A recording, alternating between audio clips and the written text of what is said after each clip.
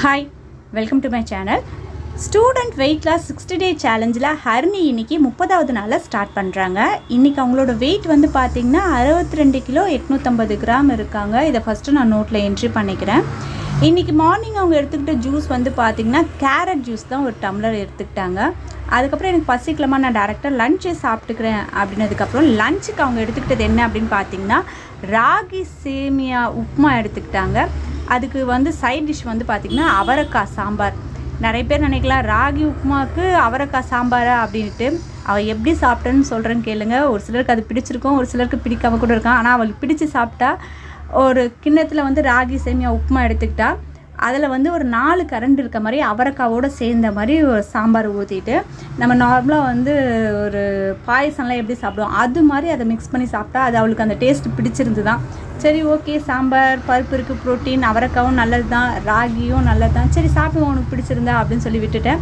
அது கூட வந்து பொட்டுக்கடலை ஆம்லேட் வந்து போட்டு கொடுத்துருந்தேன். இதுதான் அவன் மதியம் எடுத்துக்கிட்டது. ஈவினிங் ஒரு 4 மணிக்கா பப்பாயா ஒரு 7-8 துண்டு இருக்க மாதிரி பப்பாயா கட் பண்ணி கொடுத்துருந்தேன். அதை சாப்பிட்டாங்க. ஒரு 6:45 மணிக்கா வந்து பார்த்திங்கன்னா கம்பு தோசையும் அவரைக்காய் சாம்பாரும் எடுத்துக்கிட்டாங்க.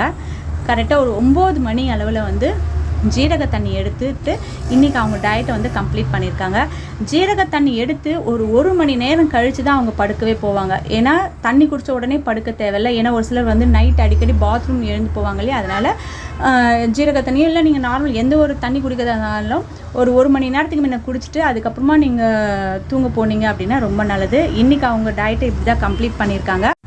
எங்கள் வீட்டில் இந்த வெயிட் லாஸ் ஜேர்னியில் யார் ரொம்ப சின்சியராக வெயிட் லாஸ் பண்ணுறது அப்படின்னு பார்த்திங்கன்னா ஹரிணி தான் சொல்லுவேன். ஏன்னா ராகவா சின்ன பையன், அவனை நான் அவ்வளோ இது பண்ணிக்கல. என்னை விடவும் அவள் ரொம்ப கான்ஷியஸாக இருப்பாள். கரெக்டாக அந்த எக்ஸசைஸ் பண்ணுறதா இருந்தால் அந்த டைமில் பண்ணுறது.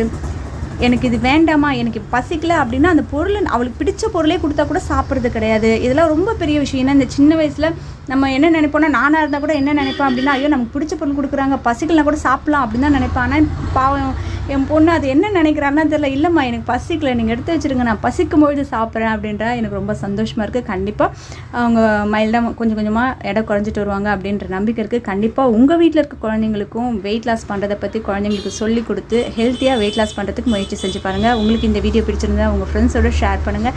இது வரைக்கும் நீங்கள் சப்ஸ்கிரைப் பண்ணாத வியூவர்ஸாக இருந்தால் சப்ஸ்கிரைப் பண்ணி பக்கத்தில் அந்த பெல் ஐக்கானை கிளிக் பண்ணிங்கன்னா ஃப்யூச்சரில் வரக்கூடிய எல்லா வீடியோஸோட நோட்டிஃபிகேஷன் உடனுக்குடனே கிடைக்கும். தேங்க்யூ.